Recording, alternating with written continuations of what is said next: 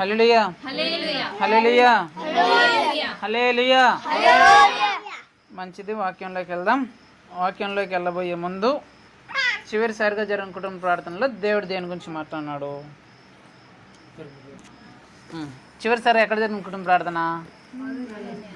Okay, మా ఇంట్లో జరిగింది. అక్కడ దేవుడు దేని గురించి మాట్లాడినాడు? చెప్పు, గట్టిగా చెప్పు. చెప్పట్లు ఒకటండి. దేని గురించి మాట్లాడినాడు? విత్తనాల గురించి, మంచి నేల గురించి అనే అంశం గురించి దేవుడు మాట్లాడినాడు. మంచిది, మీకు గుర్తుంది. నిన్నేం వారము? ఆదివారం. ఆదివారం దేవుడు ఏం మాట్లాడినాడు?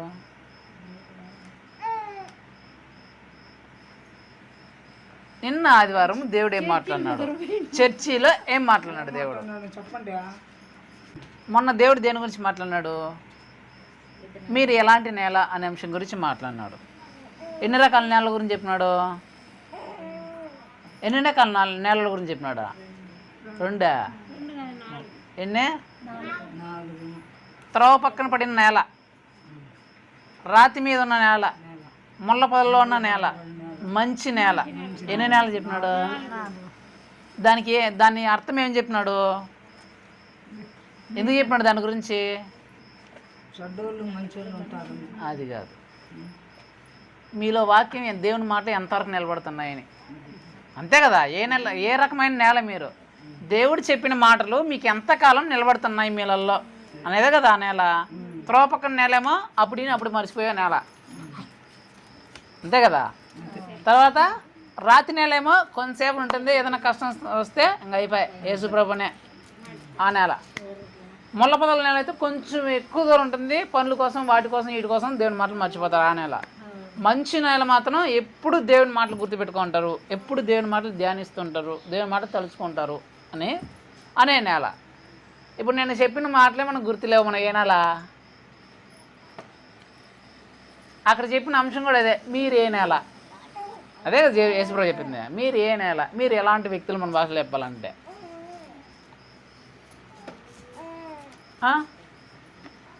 ఆలోచించుకోండి, మీరు ఏ రకమైన నేల అనేది దేవుడు మీకే వదిలేస్తున్నాడు, నాకు సంబంధం లే. సరే, దేవుడు ఈరోజు ఏం మాట్లాడతాడో చూద్దాం. ఏ సువార్తను ధ్యానిస్తున్నాం? మర్చిపోయినారు ఎట్లా? గట్టిగా చెప్పండి.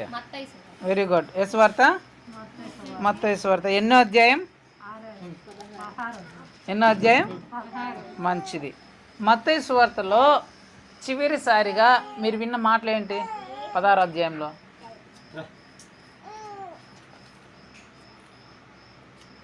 మత్తయి సువార్తలో చివరిసారిగా మీరు ఏం మాటలు విన్నారు?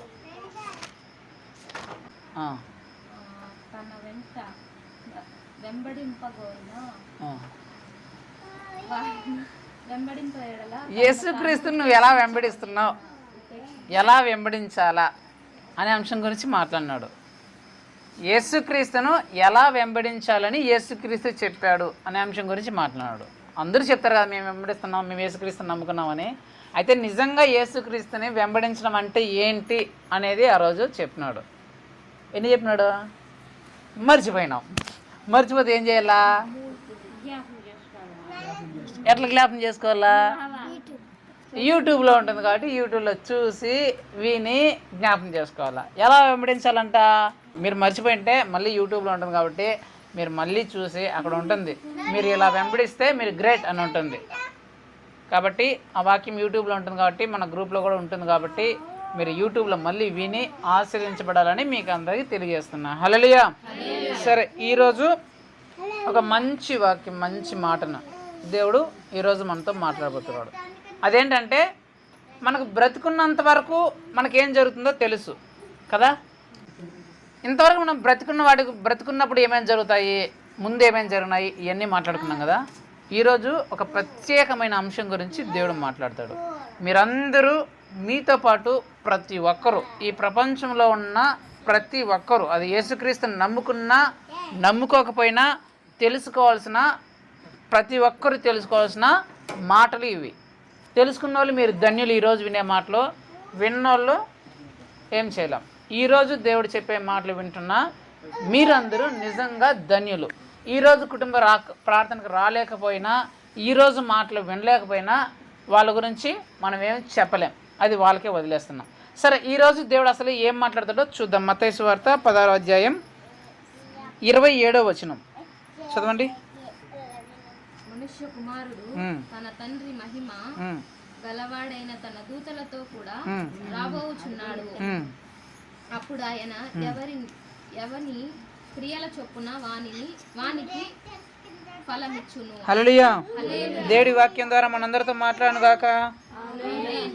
Very good. ఇక్కడ యేసు ప్రభు చెప్తున్న మాట ఏంటంటే,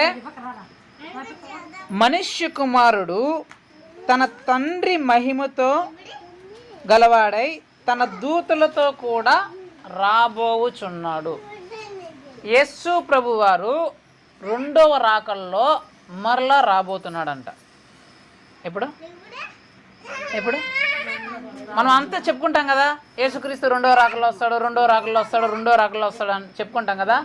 అసలు యేసుక్రీస్తు వారు దేవుడు రెండవ రాకల్లో ఎందుకు రాబోతున్నాడో మనం తెలుసుకోవాలి. చాలా చాలా చాలా ఇంపార్టెంట్ విషయం ఇది, చాలా చాలా ప్రాముఖ్యమైన విషయం. ఈ ప్రపంచంలో బ్రతుకుతున్న ప్రతి ఒక్కరూ, జీవిస్తున్న ప్రతి ఒక్కరూ తెలుసుకోవాల్సిన అత్యంత ప్రాముఖ్యమైన విషయం ఈ మాటలు. అందుకే మీకు చెప్తున్నాను, మీరు ఈ మాటలు వినుచున్న మీరు నిజంగా ధన్యులు. కాబట్టి జాగ్రత్తగా వినండి. ఇక్కడ రాయబడిన మాట అంటే, యేసుక్రీస్తు వారు రెండవ రాకడలో మళ్ళా రాబోతున్నాడంట. తన దేవదూతలతో, కోటాను కోట్ల దేవదూతలను వెంట పెట్టుకొని రెండవ రాకడలో రాబోతున్నాడు. మొదటి రాకడ ఎప్పుడు వచ్చినాడు? వచ్చినాడు లేదు యేసుప్రభు ఎప్పుడు వచ్చినాడు? ఈరోజు ఇది ఏ సంవత్సరము చెప్పండి మా? 2025. 2025 సంవత్సరాల ముందు యేసుప్రభు ఈ భూమి మీదకి వచ్చి బెత్లెహేంలో పుట్టి 33 సంవత్సరాలు అంతా ఈ భూమిలో బ్రతికి చనిపోయి తిరిగి లేచి వెళ్ళిపోయారు, అంతే కదా. అది మొదటి రాకడ, యేసుప్రభు వచ్చిన మొదటి రాకడ అది. యేసుప్రభు ఈ భూమిలో పుట్టి పెరిగి జీవించి మన కోసం చనిపోయి వెళ్తూ చెప్పాడు ఆ మాట ఏంటి? నేను మరలా వస్తాను అని చెప్పేసి వెళ్ళిపోయాడు. ఇక్కడ రాయబడిన మాట ఏంటంటే, ఆయన యేసు ప్రభు వారు తన దేవదూతలతో కలిసి రాబోతున్నాడు రెండవ రాకల్లో. ఆ రెండవ రాకడికి సూచనలు ఉన్నాయి. యేసు ప్రభు వారు రెండవ రాకల్లో ఎప్పుడు వస్తారు అనే దానికి సూచనలు ఉన్నాయి. ఒక దగ్గర ఏం చెప్పబడుతుందంటే, యేసుక్రీస్తు రెండవ రాకడ ఎప్పుడో ఎవరికి తెలియదు. ఆయన దొంగ వల్లే వస్తాడంట. ఎలా వస్తాడు? దొంగలు అంటే సంచమూడ పెట్టుకొని, ఈ కుళాయి టోపీ వేసుకొని, గుడ్లు కట్టుకొని అట్లా కాదు. దొంగ ఎప్పుడు వస్తాడు? అందరికి తెలిసినప్పుడు వస్తాడా? ఎవరికి తెలియని టైంలో దొంగ ఎలాగొస్తాడో యేసు ప్రభు కూడా ఎవరికి తెలియని టైంలోనే వచ్చేస్తాడంట. ఈయన ఈ టైంలో వస్తానో ఎవరికి తెలియదు. అయితే సూచనలు ఉన్నాయి. ఈ టైం జరిగింది, ఇలా జరుగుతుంది కాబట్టి రావచ్చు అనే సూచనలు ఉన్నాయి. అవి ఎక్కడ ఉంటాయంటే ఆ సూచనలు మత్తయి సువార్త 24-25 అధ్యాయంలో ఉంటాయి. యేసుక్రీస్తు ఎప్పుడు రావచ్చు అనే సూచన ఏంటి? యేసుక్రీస్తు ఎప్పుడు రావచ్చు అనే సూచనలు మత్తయి సువార్త 24-25 అధ్యాయంలో ఉంటాయి. ఈరోజు మనము ఆ సూచనల గురించి మాట్లాడట్లే. యేసుక్రీస్తు వారు వచ్చిన తర్వాత, రెండో రాకడ అయిపోయిన తర్వాత చాలా సంభవాలు జరుగుతాయి. యేసు ప్రభు రాకముందు సూచనలు ఉన్నాయి. యేసు ప్రభు రెండో రాకడ అయిపోయిన తర్వాత చాలా సంగతులు మళ్ళీ జరుగుతాయి. వాటి గురించి మాట్లాడట్లే. యేసు ప్రభు రావడానికి గల సూచనల గురించి ఇప్పుడు మాట్లాడట్లే. యేసు ప్రభు రెండో రాకడ అయిపోయిన తర్వాత జరిగే సంభవాల గురించి ఇప్పుడు మాట్లాడట్లే. ఇప్పుడు దేని గురించి మాట్లాడబోతున్నాం అంటే, అసలు యేసుక్రీస్తు రెండో రాకడలో జరిగే విషయాలు ఏంటి? యేసుక్రీస్తు రెండో రాకడలో వస్తారు కదా, అప్పుడు ఏం జరుగుతుంది అనే అంశం గురించే ఈరోజు మాట్లాడబోతున్నాం. ఇది చాలా చాలా ప్రాముఖ్యమైన అంశం. యేసుక్రీస్తు యొక్క రెండవ రాకడలో ఏం జరుగుతుంది? మీరందరూ యేసుక్రీస్తు రెండవ రాకడ అంటే పాస్టర్లు చెప్తే వింటారు, సేవకులు చెప్తుంటే విని ఉంటారు, విశ్వాసులు కూడా చెప్తూ విని ఉంటారు. యేసుప్రభు రెండో రాకడలో వచ్చేస్తాడని చెప్పే మాటలు మీరు వింటారు కదా. అసలు యేసుక్రీస్తు రెండవ రాకడలో ఏం జరుగుతుంది అనేది మీరు అందరూ ఖచ్చితంగా తెలుసుకోవాల్సిన అంశం. కాబట్టి యేసుక్రీస్తు యొక్క రెండవ రాకడలో అక్కడ జరిగిన ఆ వాక్యాన్ని బట్టి ఎన్ని జరుగుతాయంటే ఖచ్చితంగా ముఖ్యముగా 2 విషయాలు జరుగుతాయి. ఎన్ని జరుగుతాయి? యేసుక్రీస్తు యొక్క రెండవ రాకడలో 2 ముఖ్యమైన విషయాలు సంభవిస్తాయి. ఆ 2 ముఖ్యమైన విషయాలు మీరందరూ తెలుసుకోవాలి. సరేనా? ఎన్ని ముఖ్యమైన విషయాలు? 2. ఈరోజు దేవుడు మనందరితో మాట్లాడుతున్న అంశం ఏంటంటే యేసుక్రీస్తు రెండవ రాకడలో సంభవించే 2 ముఖ్యమైన సంఘటనలు. యేసుక్రీస్తు యొక్క రెండవ రాకడలో సంభవించే అతి ప్రాముఖ్యమైన 2 ముఖ్యమైన సంఘటనలు. సరేనా? సో మనం దేని గురించి మాట్లాడుకుంటున్నాం? ఆయన వచ్చే సూచనల గురించి మనం మాట్లాడుకోవట్లేదు. ఆయన వచ్చేసిన తర్వాత జరిగే వాటిని గురించి మనం మాట్లాడట్లేదు. మనం దేని గురించి మాట్లాడుతున్నామంటే ఈరోజు మనతో దేవుడు దేని గురించి మాట్లాడుతున్నాడు అంటే యేసుక్రీస్తు రెండవ రాకడలో జరిగే 2 ప్రాముఖ్యమైన సంఘటనలు. సరేనా? సో అందులో మొట్టమొదటిది, రెండోది మనము దేవుడు ఈరోజు మనతో మాట్లాడతాడు. సరేనా? సో యేసుక్రీస్తు రెండవ రాకడ ఎందుకు వస్తాడు? ఆయన వచ్చినప్పుడు ఏం జరుగుతుందంటే చదవండి. సో మొదటి సంఘటన, యేసుక్రీస్తు వారు తన దూతలతో కలిసి రెండవ రాకడలో వచ్చినప్పుడు ఏం జరుగుతుందంటే తీసుకోండి. అపోస్తలుడైన పౌలు గారు తెస్సలోనికీయులకు రాసిన మొదటి పత్రిక 4వ అధ్యాయం 14 నుంచి 17 వరకు నేను చదువుతాను, మీరు వినండమ్మా. యేసు మృతి పొంది తిరిగి లేచినని మనం నమ్మిన ఎడల అదే ప్రకారము యేసునందు నిద్రించిన వారిని దేవుడు ఆయనతో కూడా వెంటబెట్టుకొని వచ్చును. మేము ప్రభువు మాటను బట్టి మీతో చెప్పున్నదేమనగా ప్రభువు రాకడ వరకు సజీవులమై నిలుచుండు మనము నిద్రించిన వారి కంటే ముందుగా ఆయన సన్నిధి చేరము. ఆర్భాటముతోనూ ప్రధాన దూత శబ్దముతోనూ దేవుని బూరతోనూ పరలోకం నుండి ప్రభువు దిగి వచ్చును. క్రీస్తు నందుండి మృతులైన వారు మొదట లేతురు. ఆ మీదట సజీవులమైన నిలిచియుండు మనము వారితో కూడా ఏకముగా ప్రభువును ఎదుర్కొనుటకు ఆకాశ మండలమునకు మేఘముల మీద కొనుబోబడుదుము. ఇక రాయబడిన మాట ఏంటంటే యేసుక్రీస్తు యొక్క రెండవ రాకడలో జరిగే మొట్టమొదటి ప్రాముఖ్యమైన విషయం ఏంటంటే అప్పటి వరకు ఎవరైతే చచ్చిపోయి ఉంటారో, అప్పటి వరకు యేసుక్రీస్తు రెండవ రాకడ వరకు ఎవరైతే చచ్చిపోయి ఉంటారో వాళ్ళు లేస్తారు. బ్రతికి ఉన్న వాళ్ళు కూడా అలాగే మేఘంలోకి వెళ్ళిపోతారు. యేసు ప్రభు వారు ఈ భూమి మీదకి రారు. ఎక్కడికి వస్తారంటే మధ్య ఆకాశానికి వస్తారంతే, భూమి మీదకి రారు. మధ్య ఆకాశానికి వచ్చినప్పుడు ఆయన వచ్చినప్పుడు అంతవరకు ఎవరైతే చచ్చిపోయింటారో, సపోజ్ రేపు వచ్చాడు అనుకుందాం, రేపటి వరకు ఎవరైతే చచ్చిపోయి ఉంటారో వాళ్ళందరూ లేపబడతారు. బ్రతికి ఉన్న వాళ్ళు కూడా అలాగే ఆకాశంలోకి మేఘముల ద్వారా కొనుక్కోబడతారు. చాలామంది ఏం చెప్తారు, మనిషి చచ్చిపోతే మళ్ళీ పుడతాడు. చాలామంది కాకులను చూసో కుక్కలను చూసో మా తాతే పుట్టినాడు, మా అమ్మే పుట్టింది, పందులను చూసి కూడా చెప్పాడు కూడా అంటారు, మా అమ్మే పుట్టినాడు, మా తాతే పుట్టినాడు. ఒక్కొక్క ఉంటుంది, ఒక్కొక్క బాబు మాడతాడు, ఈ మా తాతే మళ్ళీ కుక్కలాగా పుట్టినాడు, మా తాత కాకిలాగా పుట్టినాడు, మా తాత పందిలాగా పుట్టినాడు అంటారు. వాళ్ళ తాతలు వాళ్ళ అమ్మలో కుక్కల్లాగా పందుల్లాగా కాకుల్లాగా పుట్టారని వాళ్ళే చెప్పుకుంటారు. మా అమ్మ పందిలాగా పుట్టింది, మా నాయన కాకిలాగా పుట్టినాడు అని వాళ్ళే చెప్పుకుంటారు. దేవుని వాక్యం ఏం చెప్తుందంటే చచ్చిపోయిన వాడు మరలే పుట్టాడు. ఇంకా కొంతమంది ఏం చెప్తారు, చచ్చిపోయిన వాళ్ళు దయ్యము, ఆయన దయ్యము, ఆ దయ్యం పుట్టినాడు, ఆ దయ్యము వాడే చచ్చిపోయినాడు పట్టుకున్నాడు. ఏదో ఎవరికైనా దయ్యం పట్టిందనుకో వాళ్ళు ఏం చేస్తారు, ఫస్ట్ ఏం అడుగుతారు, నువ్వు ఊరు చెప్పు అని దయ్యాన్ని అడుగుతారా లేదా? ఆ దయ్యం ఎవడు చెప్తే ఏం పేరు చెప్తాడో, ఎవడో చచ్చిపోయి ఉంటాడు, ఆ ఊరిలోనో పక్కన వాళ్ళు చచ్చిపోయి ఉంటాడో, నేను పట్టుకున్నా అని చెప్తాడు. అంతే కదా దయ్యం అంతే కదా. ఎందుకు చెప్తుంది? సపోజు రత్నమ్మక బతికుంది అనుకుందాం, నేను చచ్చిపోయినా అనుకుందాం, ఆమె దయ్యం పుట్టింది అనుకుందాం, ఏం మంత్రాగాలేదు అనుకుందాం, ఆడిపోయినావు, ఆడిపోయి నువ్వు చెప్పు నువ్వు ఎవరు అంటే చచ్చిపోయింది ఎవరు? ప్రవీణ. రత్నమ్మక్క బతికుంది, దయ్యం ఏం పేరు చెప్తుంది? ప్రవీణ్ పేరు చెప్తుంది. ఎందుకో? రత్నం పేరు ఎందుకు చెప్పదు? రత్నం బతుకుంది కదా, బతుకున్న పేరు చెప్తే నువ్వేం దయ్యాను పనికి మారిందానా, ఆ రత్నం బతుకుంటే చచ్చిపోయింది అంటావా, రత్నం బతికే ఉంది చూడు అని చెప్పేసి రత్నమ్మ గురించి చెప్తారు. ఒకవేళ దయ్యం పట్టింది నా పేరు చెప్తే అప్పుడు మనిషి ఏమనుకుంటారు, అవును నిజమే చచ్చిపోయినాడు కదా, ఆడే పట్టుకున్నాడు అంటారు. ఎక్కడైనా చచ్చిపోయిన వాళ్ళు దయ్యాలుగా మారుతారా? మరి ఎందుకు ఆ పేర్లు చెప్తాయి?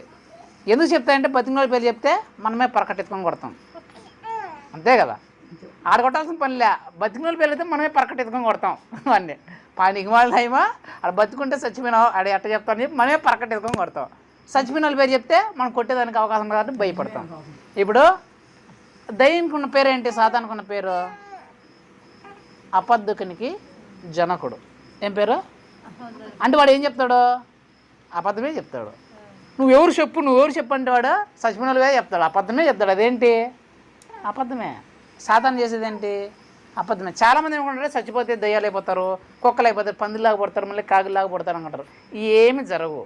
యేసుక్రీస్తు యొక్క రెండో రాకలో ఏం జరుగుతాయంటే అప్పటి వరకు చనిపోయిన వాళ్ళందరూ లేపబడతారు, బ్రతికున్న వాళ్ళు అలాగే కొనుక్కోబడతారు. యేసుప్రభు మేఘంలోకి వస్తారని చెప్పానా? ఫస్ట్ ఏం చేస్తారంటే చచ్చిపోయిన వాళ్ళందరూ అప్పటి వరకు ఎవరైతే చచ్చిపోయిన ఉంటారో మొదట వాళ్ళు లేస్తారంట. వాక్యం ప్రకారం మొదట ఎవరైతే అప్పటి వరకు చచ్చిపోయి ఉంటారో వాళ్ళు లేపబడతారు. రెండోదిగా బ్రతికున్న వాళ్ళు అలాగే ప్రాణాలతోనే ఆ మేఘాల మీదకి వెళ్ళిపోతారు. చచ్చిపోయిన వాళ్ళు ఎందుకు లేపబడతారు? వీళ్ళు బ్రతికున్న వాళ్ళు ఎందుకు మేఘాల్లోకి వెళతారో మీకు తెలియాల. కొన్ని చూద్దాం. యోహాను రాసిన పత్రిక నేను చదువుతాను, మీరు వినండి, మీరు ప్రశాంతంగా వినండి. యోహాను రాసిన పత్రిక 5వ అధ్యాయం 29వ వచనం. దీనికి ఆశ్చర్యపడకుడి, ఒక కాలము వచ్చున్నది, ఆ కాలమున ఎక్కడంటే 26 నుంచి చదువుతుంది. తండ్రి ఎలాగో తనంతట తానే జీవము గలవాడై ఉన్నాడో అలాగే కుమారుడును తనంతట తానే జీవము గలవాడై ఉండుటకు కుమారునికి అధికారము అనుగ్రహింపబడెను. మరియు ఆయన మనుష్య కుమారుడు గనుక తీర్పు తీర్చుటకు తండ్రి అధికారము అనుగ్రహించును. దీనికి ఆశ్చర్యపడుకుడి, ఒక కాలము వచ్చుచున్నది, ఆ కాలమున సమాధులలోనున్న వారందరూ ఆయన శబ్దము విని మేలు చేసిన వారు జీవ పునరుత్థానముకు, కీడు చేసిన వారు తీర్పు పునరుత్థానముకు బయటకి వచ్చుదు. ఇక్కడ చచ్చిపోయిన వాళ్ళందరి గురించి రాయబడి ఉంది. రెండవ రాకడ యందు ఏం జరుగుతుంది అనేది. ఇక్కడ ఏం జరిగిందంటే రెండవ రాకడ యందు నీతిమంతులు జీవ పునరుత్థానానికి, అనీతిమంతులు మరణ పునరుత్థానానికి లేస్తారు అని చెప్పబడింది. ఇంకా మీకు క్లారిటీగా చూపిస్తాను. అపోస్తల కార్యములు 24వ అధ్యాయం 15వ వచనం. ఇక్కడ ఏం రాయబడిందంటే ధర్మశాస్త్రమందును ప్రవక్తల గ్రంథముల యందును వ్రాయబడి ఉన్నవనియు నమ్మి నీతిమంతులకును అనీతిమంతులకును పునరుత్థానం కలగబోచున్నది. ఇక్కడ రాయబడిన మాట అంటే ఇంగ్లీష్ అయితే బాగా రాసి ఉంటుంది. అక్కడ ఏం రాయబడి ఉంటుందంటే చనిపోయిన మృతులు, నీతిమంతులు అనీతిమంతులు ఇద్దరూ ఆ రెండవ రాకడ యందు లేపబడతారు అని రాయబడి ఉంటుంది. సరేనా? ఇంకొకటి వచనం చూసి తర్వాత మీకు ఎక్స్ప్లెయిన్ చేస్తాను దాన్ని. దానియేలు 12వ అధ్యాయం 2వ వచనం నేను చదువుతాను, మీరు వినండి.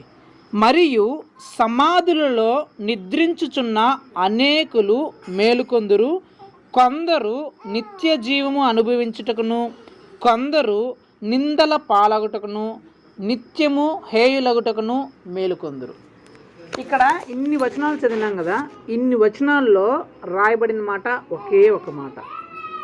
యేసుక్రీస్తు వారు రెండో రాకడ యందు మధ్య ఆకాశానికి వచ్చినప్పుడు ఏం జరుగుతుందంటే అప్పటి వరకు ఎవరైతే చనిపోయి ఉంటారో వాళ్ళు యేసుక్రీస్తుని నమ్ముకున్న వాళ్ళైనా సరే, నమ్ముకోని వాళ్ళైనా సరే, మంచోళ్ళైనా సరే, చెడ్డోళ్ళైనా సరే, ఎలాంటి వాళ్ళైనా సరే, ఎవరైతే చచ్చిపోయి ఉంటారో, ఎన్ని లక్షల కోట్ల మంది చచ్చిపోయినారో వాళ్ళందరూ లేపబడతారు.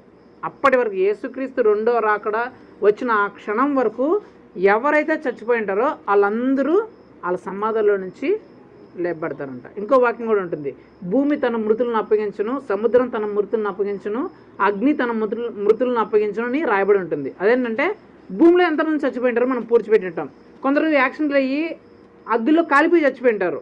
కొందరు సముద్రంలో ఓడలు ఎప్పుడన్నా పేలిపోయి మునిపి చచ్చిపోయి ఉంటారు. రకరకాల కారణాల చేత చచ్చిపోయి ఉంటారు కదా. అలాగా అప్పటి వరకు ఎవరైతే చచ్చిపోయి ఉంటారో వాళ్ళందరూ లేపబడతారు. ఫస్ట్ ఏం చేయబడుతుంది? యేసుక్రీస్తు రెండవ రాకడ మొదటిగా అప్పటి వరకు ఎవరైతే చనిపోయి ఉంటారో వారు లేపబడతారు సమాధుల్లో నుంచి. బ్రతికి ఉన్నవారు కూడా అలాగే యేసు ప్రభు దగ్గరికి వెళ్తారు. ఇక్కడ విషయం ఏంటంటే ఎందుకు లేపబడతారు? ఎందుకు లేపబడతారంటే అక్కడ రాయబడిన మాట, ఎవరైతే నీతిమంతులుగా ఉన్నారో వాళ్ళు నిత్య జీవమును పొందడానికి లేపబడతారు. ఆ చచ్చిపోయినారు కదా, ఆ చచ్చిపోయిన వాళ్ళు ఎవరైతే యేసుక్రీస్తుని నమ్ముకుని నీతిమంతులుగా జీవించారో వాళ్ళు నిత్య జీవాన్ని పొందడానికి, అంటే పరలోక రాజ్యాన్ని, మన భాషలో అంటే స్వర్గాన్ని పొందడానికి లేపబడతారంట. రెండోదిగా ఎవరైతే అనీతిమంతులుగా ఉంటారో, అంటే చెడు పనులు చేసి యేసుక్రీస్తుని నమ్ముకోకుండా చెడు పనులు చేసి పాపంలో చనిపోయి ఉంటారో, పాపిష్టి పనులు చేసి చనిపోయి ఉంటారో వాళ్ళు దేనికోసం అంటే నిత్య నరకాన్ని పొందడానికి లేపబడతారంట. ఆ రోజు రెండో రాకడ ఏం జరుగుతుంది? మృతులు లేపబడతారు. వాళ్ళు ఎందుకు లేపబడతారంటే కొందరేమో స్వర్గాన్ని పొందుకోవడానికి లేపబడతారంట, కొందరేమో నరకాన్ని పొందుకోవడానికి లేపబడతారు. మొదటి సంఘటన ఇది. యేసుక్రీస్తు యొక్క రెండో రాకడ యందు జరిగే మొట్టమొదటి సంఘటన ఏంటంటే మృతులు లేపబడతారు, సజీవులుగా ఉన్నవాళ్ళు అలాగే కొనుక్కోబడతారు. వీళ్ళందరూ దేనికోసం అక్కడికి వెళ్తారంటే నీతిమంతులైతే స్వర్గంలోనికి వెళ్ళడానికి,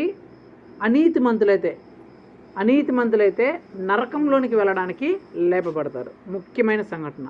రెండో సంఘటన అదే చదివినాం కదా, చదవండి అమ్మా. మత్తయి సువార్త 16వ అధ్యాయం 27 చదువమ్మా. మనుష్య కుమారుడు తన తండ్రి మహిమ గలవాడైన తన దూతలతో కూడా రాబోచున్నాడు. అప్పుడు ఆయన ఎవని క్రియల చొప్పున వానికి ప్రతిఫలము ఇచ్చును. హల్లెలూయా.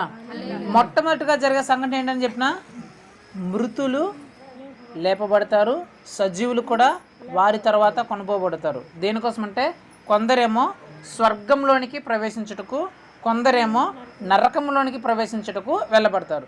రెండవ ముఖ్యమైన సంఘటన యేసుక్రీస్తు రెండో రాకడ యందు జరిగే రెండవ ముఖ్యమైన సంఘటన అక్కడ రాయబడిన మాట, ఎవని క్రియల చొప్పున వానికి ప్రతిఫలం ఇవ్వబడుతుంది. ఏమని చెప్తున్నాడు?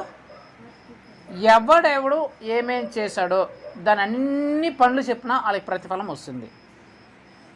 లేబడినప్పుడు ఏం జరుగుతుందని చెప్పినా కొందరేమో స్వర్గానికి పోతారు, కొందరేమో నరకానికి పోతారు. స్వర్గానికి పోయే వాళ్ళందరికీ ఒకే ప్రతిఫలం ఉంటుందా? స్వర్గంలో. నరకానికి పోయే వాళ్ళందరికీ ఒకే ప్రతిఫలం ఉంటుందా? స్వర్గానికి పోయే వాళ్ళకి వేరే ప్రతిఫలం ఉంటుంది వాళ్ళ స్థాయిని బట్టి, నరకానికి పోయే వాళ్ళకి కూడా వాళ్ళ స్థాయిని బట్టి వేరే ప్రతిఫలం ఉంటుంది. అంటే ఈ భూమి మీద నువ్వు ఎంత నీతిగా బ్రతికావో దానిని బట్టి నీకు స్వర్గంలో ప్లేస్ డిసైడ్ అవుతుంది. మనకు అందరికీ అర్థమయ్యే భాషలో చెప్తాను. ఎలక్షన్లు జరుగుతాయా? మినిస్టర్లు ఫస్ట్ ఎవరు ఉంటారు? సీఎం ఉంటాడా? సీఎం ఉంటాడు కదా ఫస్ట్. తర్వాత మినిస్టర్లు, మంత్రులు ఉంటారు. తర్వాత ఎమ్మెల్యేలు ఉంటారు. ఎమ్మెల్యేల తర్వాత ఎంపీటీసీలు, తర్వాత జడ్పీటీసీలు, తర్వాత సర్పంచులు, తర్వాత లోకల్ నాయకులు. అంతే కదా? వాళ్ళు అంతే కదా? వీళ్ళందరూ ఒక పార్టీకి సంబంధించిన వాళ్ళే కదా. మరి వాళ్ళ స్థానము తేడానే కదా. అంటే వారు కష్టపడిన దాన్ని బట్టి వాళ్ళ స్థానం పెరుగుతుంది. తక్కువ కష్టపడినాడు లోకల్ నాయకుడుగా ఉంటాడు, కొంచెం ఎక్కువ కష్టపడినాడు సర్పంచ్ అవుతాడు, ఇంకొంచెం ఎక్కువ కష్టపడినాడు ఎమ్మెల్యే అవుతాడు, ఇంకొంచెం ఎక్కువ కష్టపడినాడు మినిస్టర్ అవుతాడు, అందరికంటే బాగా కష్టపడినాడు సీఎం అవుతాడు. అంతే కదా? పరలోకంలో అయినా సరే నరకంలో అయినా సరే అలాగే ఉంటుంది. పరలోకం దగ్గరకు వస్తే నువ్వు ఇక్కడ ఎంత నీతిమంతిగా బ్రతికావో దాన్ని బట్టి పరలోకంలో నీ స్థానం ఉంటుంది. నువ్వు కింద స్థానంలో ఉండాలా, పరలోకంలోనో పై స్థానంలోనూ ఉండాలా అనేది.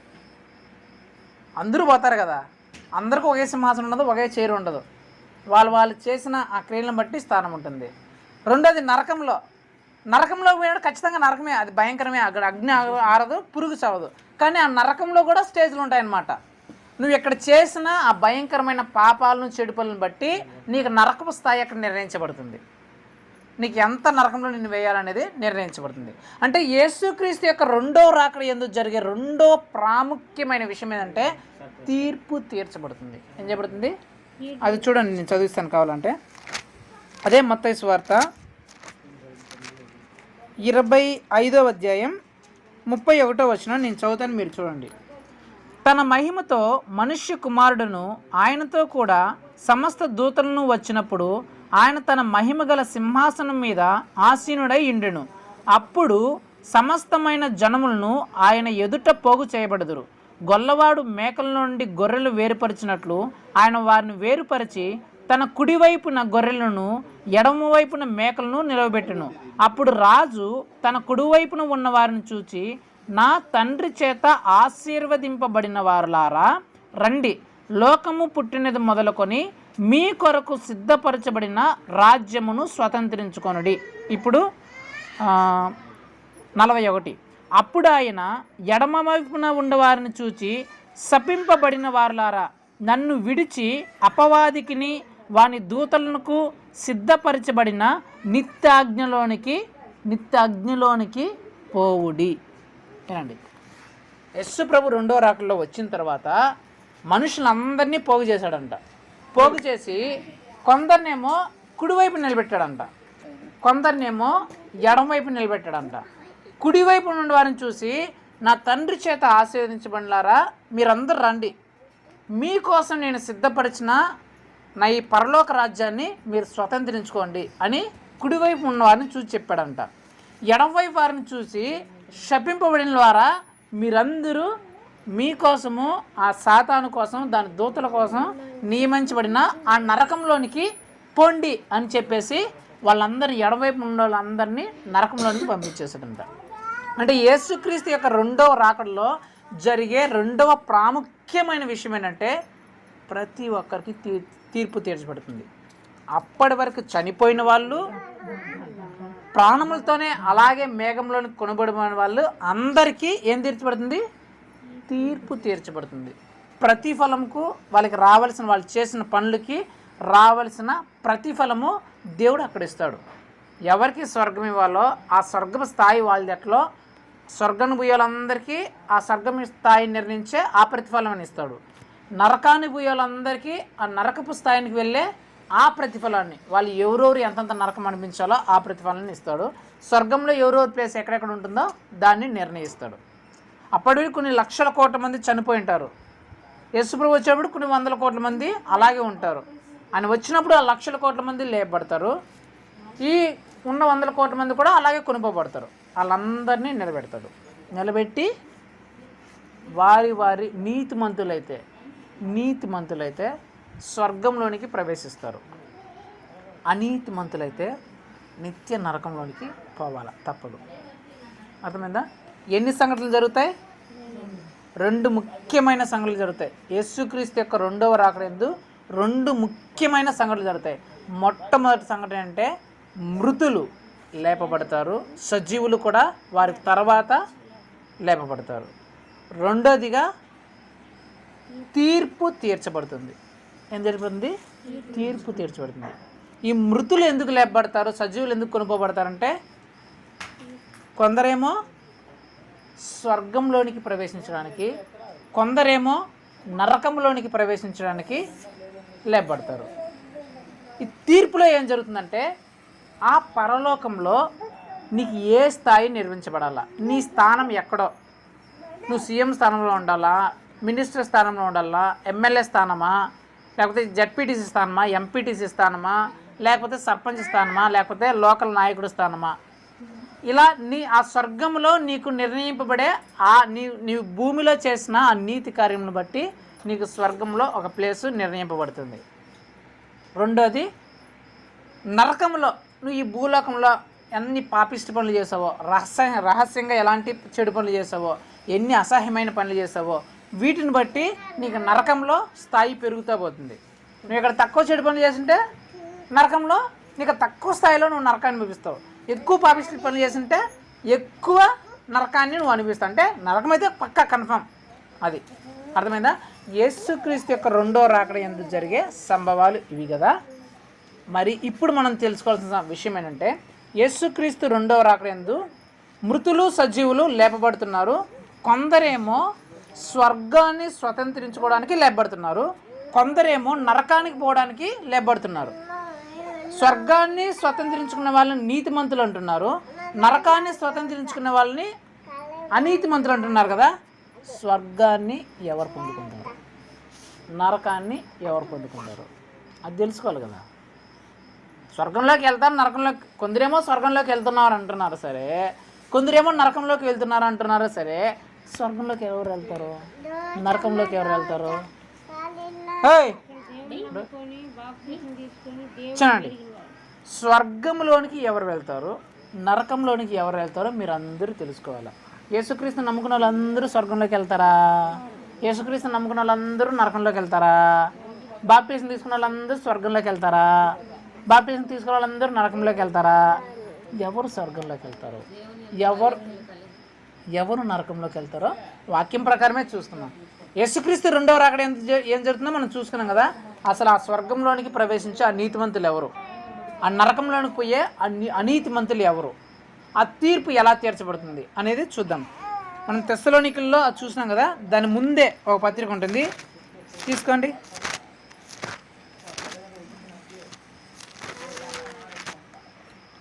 కొలస్సీలకు అపోస్తలుడైన పౌలు గారు కొలస్సీలకు రాసిన పత్రిక 2వ అధ్యాయం 12వ వచనం నేను చదువుతాను, మీరు వినండి. చాలు, నేను చదువుతాను, మీరు వినండి. నేను చదువుతానప్పుడు మీరు ఎవరు నన్ను చూస్తా వినాలి, మీరేం బైబిల్ చదవకూడదు. వినండి.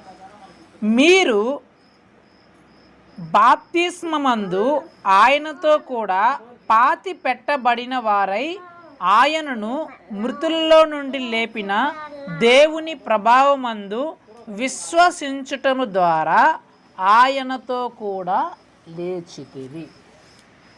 స్వర్గంలోనికి ఎవరు ప్రవేశిస్తారు, స్వర్గంలోనికి ఎవరికి ఎంట్రీ పాస్ దొరుకుతుంది, నరకంలోనికి ఎవరు వెళ్తారంటే ఎవరైతే బాప్తిస్మం తీసుకొని ఉంటారో, యేసుక్రీస్తులో ఎవరైతే బాప్తిస్మం తీసుకొని ఉంటారో వారు స్వర్గానికి అర్హులు. ఎవరైతే యేసుక్రీస్తులో బాప్తిస్మం తీసుకోలేదో వాళ్ళు నరకానికి అర్హులు. మన భాషలో చెప్పంటే బాప్తిస్మం తీసుకున్న వాళ్ళు స్వర్గంలోనికి ప్రవేశిస్తారు, బాప్తిస్మం తీసుకొని వాళ్ళు నరకంలోనికి వెళ్ళిపోతారు. ఇందులో వేరే డౌట్ లేదు, వేరే ఇంకో ఆప్షన్ లేదు. నువ్వు ఎలాంటి క్రైస్తవుడు అయినా, నువ్వు ఎన్ని సంవత్సరాల నుంచి యేసుక్రీస్తుని నమ్ముకున్నా, నువ్వు నిన్నేమనుకున్నా మొన్నేమనుకున్నా, కొత్త క్రైస్తవుడు అయినా ఎవరైనా సరే, నువ్వు బాప్టిజం తీసుకున్నావా స్వర్గంలోనికి ప్రవేశానికి నీకు అర్హత ఉన్నట్లు. బాప్టిజం తీసుకోలేదా నీకు నరకమే. నువ్వు ఎన్ని లక్షల డబ్బులు ఇచ్చినా సరే, ఎన్ని కోట్ల డబ్బులు ఇచ్చినా సరే, ఎన్ని ఆదివారాలు నువ్వు చర్చికి వెళ్ళినా సరే, ఎన్ని పనులు నువ్వు చేసినా సరే, ఎన్ని మంచి కార్యక్రమాలు నువ్వు చేసినా సరే, నువ్వు బాప్తిస్మం తీసుకున్నావా నీకు స్వర్గానికి ప్రవేశం, ఎంట్రీ పాస్. నువ్వు బాప్టిజం తీసుకోలేదా నీకు నరకమే. రెండవది, ప్రతిఫలం రావాలి కదా. బాప్టిజం తీసుకున్న వాళ్ళందరూ స్వర్గంలోనికి వెళ్ళిపోతారా? బాప్టిజం, అసలు బాప్టిజం అంటే ఏంటి? ఏమిలా నీ పాపిష్ట జీవితాన్ని, పాత జీవితాన్ని, ఆ కార్యములను, చెడు బతుకును అంతా వదిలేసాను ప్రభా, ఇంక వాటి జోలికి పోనని చెప్పేసి నువ్వు యేసుక్రీస్తు నామంలో ఆ పాపములన్నీ కడిగేసుకోవడమే. బురద పట్టింది నీకు ఆ పాపముల చేత, చెడు పనుల చేత నువ్వు చిన్నప్పటి నుంచి. బాప్టిజం అంటే ఏం లేదు, యేసుక్రీస్తు రక్తంలో ఆ బురద అంతా కడిగేసుకొని మరలా కొత్తగా జన్మించేయడమే, కొత్త బిడ్డగా జన్మించేయడమే. దీన్ని ఏమంటారు? బాప్టిజం అంటారు. బాప్టిజం తీసుకున్న వాళ్ళందరూ స్వర్గంలోకి వెళ్ళిపోతారా? అది ఇంపార్టెంట్. మా అమ్మ అడిగింది మొన్న, మా అమ్మకు డౌట్ వచ్చి, బాప్టిజం తీసుకున్న వాళ్ళందరూ వెళ్ళిపోతారా స్వర్గానికి అని అడిగింది మా అమ్మ. నిజంగా చెప్తున్నా, బాప్టిజం తీసుకున్న వాళ్ళందరూ స్వర్గానికి వెళ్ళిపోతారా? బాప్టిజం అనేది ఏంటంటే నీకు స్వర్గానికి వెళ్ళడానికి ఎంట్రీ పాస్. బాప్టిజం తీసుకున్న వాళ్ళందరూ స్వర్గానికి వెళుతారనే నిశ్చేత కన్ఫర్మేషన్ లేదు, గుర్తుపెట్టుకోండి. బాప్టిజం తీసుకోకపోతే పక్కా నరకం, అది కన్ఫర్మ్, దానికి కన్ఫర్మేషన్ ఉంది. ఎవరైతే బాప్టిజం తీసుకోలేదో వాళ్ళు పక్కగా ఇంకా వేరే ఆప్షన్ లేదు, వేరే ఛాయిస్ లేదు, కన్ఫర్మేషన్, టికెట్ కన్ఫర్మ్ అయిపోయినట్లు వాళ్ళకి నరకానికి. మళ్ళీ దానికి క్యాన్సిల్ అయితే ఏం లేదు. బాప్టిజం తీసుకోకపోతే వాళ్ళు చిన్నోళ్ళైనా పెద్దోళ్ళైనా ముసలోళ్ళైనా బాగా చదువుకున్న వాళ్ళైనా అందమైన వాళ్ళైనా అందం లేని వాళ్ళైనా డబ్బులు ఉన్న వాళ్ళైనా డబ్బులు లేని వాళ్ళైనా మంచోళ్ళైనా చెడ్డలైనా ఎవరైనా సరే బాప్టిజం తీసుకోలేదు నువ్వు నరకం కన్ఫర్మ్, నువ్వు వేరే ఆప్షన్ లేదు. తర్వాత ఇప్పుడు వద్దాం, బాప్టిజం తీసుకున్న వాళ్ళందరూ స్వర్గానికి వెళ్తారా? ఏమనుకుంటారంట మీరు? బాప్టిజం తీసుకోకముందు ఒక తాగుబోతు బాప్టిజం తీసుకున్నాడు, పాపం వాళ్ళు పోయినా. బాప్టిజం తీసుకున్న తర్వాత ఏమైంది? పరలోకానికి టికెట్ కన్ఫర్మ్ అయింది. నాకు పరలోకానికి టికెట్ కన్ఫర్మ్ అయిన తర్వాత ఆయన తెలిసిన తర్వాత మళ్ళా రెండు బీర్లు, రోజుకు 2 బీర్లు 2 మందులు దాకా వచ్చినాడు, ఈడు పోతాడా? బాప్టిజం తీసుకున్న తర్వాత మరో వ్యభిచార క్రియలు అక్రమ సంబంధాలు పెట్టుకున్నాడు, పోతాడా? బాప్టిజం తీసుకున్న తర్వాత మళ్ళీ సినిమాలు షికార్లు పోకిరి చేసలు అమ్మాయి అంటే అబ్బాయి అంటే పడినాడు, పోతాడా? మళ్ళీ లంచాలు అన్యాయాలు కుట్రలు కుతంత్రాలు చేసినాడు, పోతాడా? బీడీలు సిగరెట్లు వక్కాకులు సినిమాలు సీరియల్ చూసుకుంటూ కూర్చున్నారు, పోతారా? చెప్పండి.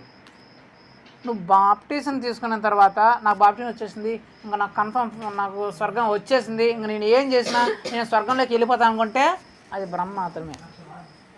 బాప్టిజం అనేది ఏంటంటే మన భాషలో చెప్పాలంటే నువ్వు స్వర్గంలోనికి ప్రవేశించడానికి హాల్ టికెట్ లేదా టికెట్, ట్రైన్ టికెట్ అంటారు కదా, ట్రైన్ టికెట్ మాత్రమే. అదేంటి? స్వర్గంలోనికి ప్రవేశించడానికి నీకు ఒక టికెట్, అది ఉంటేనే నీకు స్వర్గంలోనికి ప్రవేశించడానికి నీకు అనుమతి, ట్రైన్లోకి ఎక్కడానికి నీకు అనుమతి. సపోజు మీకు అర్థమయ్యే భాష చెప్తాను. స్వర్గం తిరుపతి అనుకోండి, పీలేరు నుంచి తిరుపతి మన ఊరు నుంచి తిరుపతికి ట్రైన్ ఉందనుకోండి. స్వర్గం అనేది తిరుపతి అనుకోండి, మన ఊరు నుంచి రైలు పోతుంది తిరుపతికి, తిరుపతి పోతుంది. నువ్వు ఈ రైలు ఎక్కి తిరుపతి పోవాలంటే ఏం చేయాలా? టికెట్ కొనుక్కోవాలా. టికెట్ కొనుక్కోకపోతే నీకు రైలు ఎక్కడానికి ప్రవేశమే లేదు. టికెట్ కొనుక్కోవడం అనేది ఏంటంటే బాప్టిజం అనేది. బాప్టిజం నువ్వు తీసుకుంటే రైలు ఎక్కుతావు, నీకు రైలు ఎక్కడానికి పర్మిషన్ ఉందని, అంటే అక్కడ స్వర్గానికి వెళ్ళడానికి నీకు పర్మిషన్ ఉంది, నువ్వు స్వర్గానికి వెళ్ళడానికి అవకాశం ఉంది అని. టికెట్ నువ్వు కొనుక్కున్నావు, బాప్టిజం తీసుకున్నావు, ట్రైన్ ఇక్కడ నుంచి తిరుగుతూ పోతుంది, కానీ నువ్వు ట్రైన్ ఎక్కలా, నువ్వు ఆ తిరుపతికి చేరుకుంటావా? నీ చేతిలో టికెట్ ఉంది, బాప్టిజం అనే టికెట్ ఉంది, స్వర్గానికి వెళ్ళాల్సిన టికెట్ ఉంది, కానీ నువ్వు ఆ ట్రైన్ ఎక్కలా, తిరుపతికి వెళ్తావా? లేదు. సరే నువ్వు ట్రైన్ ఎక్కినావు, ట్రైన్ పోతుంది, మధ్యలో పీలేరు వచ్చింది, పీలేరులో సమోసాలు తినాలని చెప్పేసి 5 నెలల నుంచి ట్రైన్ దిగేసినావు, తిరుపతికి వెళ్తావా? నువ్వు టికెట్ కొనుక్కొని ట్రైన్ ఎక్కకపోయినా నువ్వు ఆ తిరుపతికి పోలేవు, టికెట్ కొనుక్కొని మధ్యలో నువ్వు దిగిపోయినా తిరుపతికి వెళ్ళలేవు. నీకు స్వర్గ ప్రవేశం కూడా అంతే. నువ్వు బాప్టిజం తీసుకొని బాప్టిజం తీసుకునేసినాలే అని చెప్పేసి మళ్ళీ నువ్వు ఇష్టం వచ్చినప్పుడు నువ్వు బ్రతుకుతా అన్నా నీకు స్వర్గం లే. బాప్టిజం తీసుకున్నావు, కొన్ని రోజులు బాగా బ్రతికినావు, మళ్ళీ మధ్యలో పడిపోయినావు, మధ్యలో నీ పాపిష్ట జీవితం మళ్ళీ ఆ పాత జీవితమే ఆ జీవితంలోకి వెళ్ళిపోయినావు, నీకు కూడా స్వర్గం లేదు.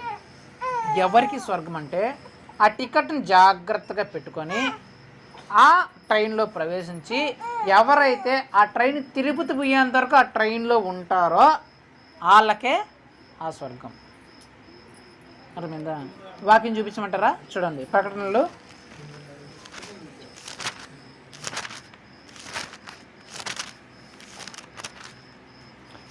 ప్రకటనలు 2వ అధ్యాయం 10వ వచనం నేను చదువుతాను, మీరు వినండి. మరణము వరకు నమ్మకముగా ఉండుము, నేను నీకు జీవ కిరీటము ఇచ్చేదను. యేసు ప్రభు చెప్తున్నమాట, నువ్వు మరణము వరకు నమ్మకంగా ఉంటేనే, ఆ విశ్వాసంలో ఉంటేనే, ఆ పరిశుద్ధ జీవితంలో ఉంటేనే నీకు ఆ జీవ కిరీటం దొరుకుతుంది. జీవ కిరీటం ఎక్కడ ఉంటుంది? స్వర్గంలో ఉంటుంది. ఎక్కడ ఉంటుంది? ఆ స్వర్గంలో ఉండే ఆ జీవ కిరీటాన్ని యేసు ప్రభు నీకు పెట్టాలంటే నువ్వు మరణం వరకు ఎలా ఉండాలంట? నమ్మకంగా ఉండాలంట. బాప్టిజం తీసుకున్నప్పుడు, ప్రభా ఈ పాపిష్టి జీవితం అంతా నేను వదిలేసాను ప్రభా, ఇంక ఈ పాపిష్టి జీవితం జోలికి నేను పోను ప్రభా, నువ్వు ఏ పాపిష్టి జీవితాన్ని, చెడు జీవితాన్ని, ఆ మూఢనమ్మక జీవితాన్ని నువ్వు వదిలేసావో ఆ జీవితాన్ని నువ్వు చనిపోయే చివరి క్షణం వరకు నువ్వు నమ్మకంగా కాపాడుకోవాలి. బాప్టిజం తీసుకున్న తర్వాత యేసుక్రీస్తులకు వచ్చిన తర్వాత ఆ సమస్తాన్ని నువ్వు ఒక పెంటగా ఎంచుకోవాలి. పౌలు గారు అదే చెప్తారు, యేసుక్రీస్తులో జీవిస్తున్న నేను ఈ లోకమును సమస్తమును పెంటగా ఎంచుకున్నాను, ఆ పునరుత్థానం నాకు కలగాలని, యేసుక్రీస్తుతో పాటు నేను నాకు పరలోక రాజ్యంలో ప్రవేశించాలని ఈ లోకమునంతా నేను పెంటగా ఎంచుకున్నానంట. పెంట అంటే పేడ. పేడ ఎవరిని చేతిలో పెట్టుకుంటారా? మూగు చూసుకుంటారా? దాన్ని ఏం చేస్తారు? విసిరి పాడేస్తారు. అంటే ఆ లోకాన్ని, ఆ లోక విషయాలన్నింటినీ పెంటగా ఎంచుకునేదండి. ఇలాంటి వాటి నాకు వద్దు, ఎందుకంటే నేను ఆ పరలోక రాజ్యంలో ప్రవేశించాలనుకుంటున్నా అని చెప్పేసి పౌలు గారు చెప్తున్నారు. చెప్పండి, స్వర్గ ప్రవేశం ఎవరికి? చెప్పండి. బాప్టిజం. నరకం ఎవరికి? చెప్పండి, నరకం ఎవరికి? నరకం ఎవరికి రా? ఎవరైతే బాప్టిజం తీసుకోలేదో వాళ్ళకే. బాప్టిజం తీసుకోకపోతే వాళ్ళకి నరకం కన్ఫామ్. పరలోకం ఎవరికి? స్వర్గం ఎవరికి? బాప్తిస్మం తీసుకొని ఆ పరిశుద్ధ జీవితంలో ఎవరైతే జీవిస్తూ ఉంటారో వాళ్ళకి పరలోక రాజ్యం వస్తుంది. సో యేసుక్రీస్తు యొక్క రెండవ రాకడ యందు జరిగే రెండు ప్రాముఖ్యమైన విషయాలు ఇవి జరుగుతాయి. ఇప్పుడు మీలల్లో స్వర్గానికి ప్రవేశించే వాళ్ళు ఎంతమంది, నరకానికి వెళ్ళే వాళ్ళు ఎంతమందో మిమ్మల్ని డిసైడ్ చేసుకుంటున్నారు. మీరందరూ స్వర్గంలోకి వెళ్ళే వాళ్ళేనా? మీరందరూ నరకంలోనికి ప్రవేశించే వాళ్ళనా? మీకు మీరే పరీక్షించుకోండి. యేసుక్రీస్తు రెండవ రాకడికి సూచనలు ఉన్నాయి. యేసుక్రీస్తు ఇప్పుడు వస్తాడని. నేను చెప్పే మాట వినండి జాగ్రత్తగా. నీ చావుకి, నా చావుకి సూచనలు ఉన్నాయా? ఎప్పుడు చచ్చిపోతామో ఎవరికైనా తెలుసా? యేసుక్రీస్తు రెండవ రాకడికి సూచనలు రాసి పెట్టినాడు బైబిల్లో. కానీ నీ సావుకి, నా సావుకి ఎప్పుడో తెలియదు. ఈరోజే రావచ్చు, ఈరోజు రాత్రి రావచ్చు, రేపు రావచ్చు, మొన్నటి రావచ్చు, వారానికి ఎప్పుడు రావచ్చో మనకు తెలియదు. ఆ చావు రాకముందే నువ్వు స్వర్గాన్ని సంపాదించుకున్నావా? గుర్తుపెట్టుకో, చనిపోయిన తర్వాత రెండు ప్లేసులు, ఒకటి నరకము, ఒకటి స్వర్గం. అయితే కోటాను కోట సంవత్సరాలు స్వర్గంలో బ్రతకాల, లేదా కోటాను కోట సంవత్సరాలు నరకంలో బతకాల. ఈ భూమి మీద బతికేది మనం 60, 70, ఎత్తు కొడితే 100 సంవత్సరాలు మాత్రమే. ఈ 100 సంవత్సరాలు అయిపోయిన తర్వాతనే నీ జీవితం. అది కోటాను కోట్ల స్వర్గమా, కోటాను కోట్ల నరకమా? దేంట్లో నువ్వు ప్రవేశిస్తున్నావో ఈ రాత్రి కాల సంగతి డిసైడ్ చేసుకో. యేసు ప్రభువారు రెండో రాకడ వచ్చేస్తాడు. ఎప్పుడు వస్తాడో తెలియదు. ఆయన కూడా దొంగ వల్ల వచ్చేస్తాడు. ఈ రాత్రి రావచ్చు, నెక్స్ట్ వచ్చే గంటలో రావచ్చు, ఈరోజు రాత్రి అర్ధరాత్రి రావచ్చు, లేకపోతే రేపు పొద్దున్న రావచ్చు, రేపు మన్నాడు అసలు ఎప్పుడు వస్తాడో తెలియదు. ఆయన రెండో రాకడ ఎవరికి తెలియదు, మన చావు కూడా ఎవరికి తెలియదు. ఆ రెండో రాకడ రాకముందే, నీ మరణం, నీ చావు నీకు రాకముందే నువ్వు బాప్తిజం పొందావా? టికెట్ కన్ఫర్మ్ చేసుకున్నావా? కన్ఫర్మ్ చేసుకున్న నువ్వు ట్రైన్లో జాగ్రత్తగా ఎక్కడ దిగేయకుండా జాగ్రత్తగా ట్రైన్లో వెళ్తూ ఉన్నావా? ఆలోచించుకో. అమ్మయ్యా, నేను బాప్టిజం తీసుకునేసిన, నాకు టికెట్ కన్ఫర్మ్, నేను పరిశుద్ధంగా జీవిస్తాను. ఇప్పుడు చచ్చిపోతే నేను పరలోకానికి వెళ్ళిపోతా, నాకు ఇబ్బంది లేదు. వెరీ గుడ్, నువ్వు సూపర్. మరి నీ బిడ్డల పరిస్థితి? నీ పిల్లోళ్ళు బాప్టిజం తీసుకున్నారా? నీ పిల్లోళ్ళకి పరలోకం కన్ఫర్మ్ అయిందా? మీ ఇంట్లో కుటుంబ సభ్యులకి టికెట్ కన్ఫర్మ్ అయిందా? మీ అమ్మా నాన్నలకి, అత్తామామలకి, తమ్ముళ్ళకి, అక్కలకి, అన్నలకి, చెల్లెలకి, మీ బిడ్డలకి, మీ కొడుకులకి, కుమారులకి, నీ మనవళ్ళ మనవరాలకి, మీ అవ్వాతాతలకి, వీళ్ళందరికీ కన్ఫర్మ్ అయిందా? నువ్వు మాత్రం సంకలు గుద్దుకొని నేను స్వర్గంలో ప్రవేశిస్తాను అంటున్నావు, నిజమే. మరి నీ కుటుంబ సభ్యులు ఎక్కడున్నారో ఆలోచిస్తున్నావా? ఆలోచించుకో. ఒకవేళ నువ్వు స్వర్గంలో ప్రవేశించే అవకాశం లేదా? ప్రభువా, నాకు కూడా స్వర్గం కావాలి, టికెట్ ఇవ్వని నువ్వు ఆ బాప్టిజానికి సిద్ధపడాలా. నీకు టికెట్ కన్ఫర్మ్ అయిందా? ఏం చేయాలా? నాకు చాలయ్యా, ఆ పరలోకంలో ఏదో సీట్ ఇచ్చేస్తావు అనుకోవడం కాదు. నీ వాళ్ళు ఎక్కడున్నారు? నువ్వేమో స్వర్గంలో పోతావు, మరి నీ వాళ్ళ పరిస్థితి చెప్తున్నావా? నీ వాళ్ళకి బాప్టిజం గురించి చెప్తున్నావా? స్వర్గానికి అర్హులుగా మారుస్తున్నావా? నువ్వు మాత్రం పొందేసుకొని నాకు వచ్చేసిన అంటున్నావు. నరకంలో పోయేది నీ కూతురులే, నీ కొడుకులే. నరకంలో అగ్ని ఆరదు, పురుగు సారదు. ఎవరిది అది? మీ అమ్మ నాన్నలు, మీ అత్త మామలదే, నీ బిడ్డలదే, నీ కొడుకులదే, నీ కూతురులదే, మీ అమ్మ నాన్నలదే. నీ తమ్ముడు, నీ అక్కలు, నీ చెల్లి వాళ్ళదే. నరకంలో అగ్ని ఆరకుండా, పురుగు చావకుండా ఉండేది ఎవరిది? నీ కుటుంబ సభ్యులదే. ఎవరైతే బాప్టిజం పొందుకోకుండా ఎవరైతే చనిపోతారో వాళ్ళే అక్కడ ఉంటారు. జాగ్రత్త. నీ ఒక్కదాన్ని బాప్టిజం పొందుకొని, మీరు ఒక్కరే బాప్టిజం పొందుకొని నాకు స్వర్గంలో ఎందుకుంటే, మరి మిగిలిన వాళ్ళ పరిస్థితి, మీ కొడుకులు, మీ కూతుర్లు, మీ పిల్లోళ్ళు, మీ బంధువులు, మీ స్నేహితులు, మీ అమ్మ నాన్నల పరిస్థితి ఏం జరుగుతుందో ఒకసారి ఆలోచించు. ధనవంతుడు ఏడుస్తున్నాడు, అయ్యా ఈ అగ్ని నేను తట్టుకోలేకున్నానయ్యా, ఆ లాజరు కనీసం కొనయేళ్ళతో నీటినైనా ముంచిపోయామని చెప్పేసి ఆ నరకంలో అల్లాడిపోతున్నాడంట. ఆ ధనవంతుడి ప్లేస్లో మీ కుటుంబ సభ్యులు ఎవరైనా ఉంటే ఆలోచించుకోండి. రాత్రి కాల్సిన మీ కుటుంబ సభ్యులు ఏమన్నా అలాంటి ధనవంతులు, ఆ నరకంలో అల్లాడిపోయే ధనవంతుల లిస్టులో ఇంకా ఉన్నారేమో. నీ కొడుకులు, నీ కూతురుని ఒకసారి ఆలోచించుకో. బాప్టిజం పొంది ఉన్నారా? నీ పిల్లలు బాప్టిజం పొంది ఉన్నారా? మీ అమ్మ నాన్నలు బాప్టిజం పొంది ఉన్నారా? మీ అత్త మామలు బాప్టిజం పొంది ఉన్నారా? ఆలోచించుకో. ఎవరు చావు ఎప్పుడు వస్తుందో ఎవ్వరికీ తెలియదు. ఆ చావు రాకముందే, ఆ రెండవ రాకముందే నువ్వు, నీ కుటుంబ సభ్యులు, నీకు తెలిసిన వాళ్ళందరూ బాప్టిజం పొందినట్లు నువ్వు చూసుకున్నావా లేదా? బాప్టిజం పొందుకొని పరిశుద్ధంగా బ్రతుకుతున్నావా లేదా? బాప్టిజం పొందుకోకపోతే మొట్టమొదటిగా చేయాల్సిన పని బాప్టిజం పొందుకోవడం. అది చేయాలా. చాలామంది బాప్టిజం అంటే తాగి మాకెందుకు, ఇప్పుడు ఎందుకులే, మేము ఇంకా ముసలోళ్ళు అయిపోయినాయి, ఇంకా ఎసుగిస్తాకు రాని, ఇంకా మా చదువులు అయిపోయినాయి, ఉద్యోగాలు అయిపోయినాయి, మాకు పెళ్ళిళ్ళు అవని అని అంటారు. నీకు పెళ్ళి ఎంతవరకు నువ్వు బతుకుతావని గ్యారెంటీ ఉందా? నీకు చదువు అయిపోయేంతవరకు నువ్వు బతుకుతావని గ్యారెంటీ ఉందా? నీకు ఉద్యోగం వస్తున్నంతవరకు నువ్వు బతుకుతావని గ్యారెంటీ ఉందా? నువ్వు పెద్దవాడు అయ్యేంతవరకు నువ్వు బ్రతుకుతావని గ్యారెంటీ ఉందా? కానీ గ్యారెంటీ ఒకే దానికి ఉంది. నువ్వు బాప్టిజం తీసుకుంటే స్వర్గానికి వెళ్తామని గ్యారెంటీ. బాప్టిజం తీసుకోకపోతే నరకానికి వెళ్తామని గ్యారెంటీ ఉంది. ముందు గ్యారెంటీ ఉండేదాన్ని సంపాదించుకో. గ్యారెంటీ లేని దాన్ని పక్కన పెట్టు. అది రెండో సంగతి.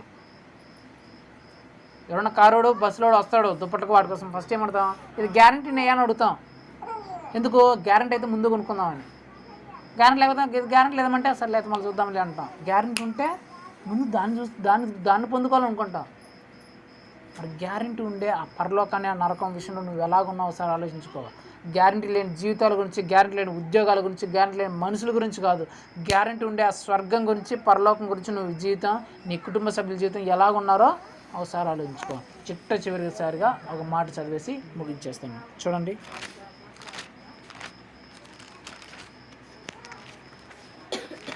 అపోస్తలుడైన పౌలు గారు మొదటి తిమోతికి రాసిన పత్రిక 5వ అధ్యాయం 8వ వచనం, ఎవడైనను స్వకీయులను విశేషముగా తన ఇంటి వారిని సంరక్షింపకపోయిన ఎడల వాడు విశ్వాస త్యాగము చేసిన వాడై అవిశ్వాసి కన్నా చెడ్డవాడై ఉండును. ఇక్కడ రాయబడిన మాట ఏంటంటే, ఎవడైనా రక్షింపబడిన తర్వాత తన స్వకీయులను అంటే తన ఇంటి వారిని రక్షణలోకి నడిపించకపోతే వాడు అవిశ్వాసి కన్నా, అన్యుడి కన్నా చాలా చెడ్డవాడంట. నువ్వు బాప్టిజం తీసుకున్న తర్వాత, నువ్వు రక్షణలోకి వచ్చిన తర్వాత నీ కుటుంబ సభ్యులను బాప్టిజంలోకి నువ్వు నడిపించకపోతే, వాళ్ళని రక్షణలోకి నువ్వు నడిపించకపోతే నీకంటే అది అన్యుడే బెస్ట్ రా నాయన అని చెప్పి యేసు ప్రభు చెప్తున్నాడు. మీలలో ఎంతమంది బాప్టిజం తీసుకున్నారో ఆలోచించుకోండి. బాప్టిజం తీసుకున్న మీరు, మీ కుటుంబంలో ఇంకా బాప్టిజం తీసుకోకుండా ఎంతమంది ఉన్నారో వాళ్ళని కనీసం బాప్టిజంలోకి నడిపించారా లేదనేది ఆలోచించుకోండి. బాప్టిజం తీసుకొని మీరు ఇంకెప్పుడు బాప్టిజం తీసుకుంటారో ఆలోచించుకోండి. యేసుక్రీస్తు రెండో రాకడా పక్క, మన చావు పక్క, స్వర్గము పక్క, నరకము పక్క.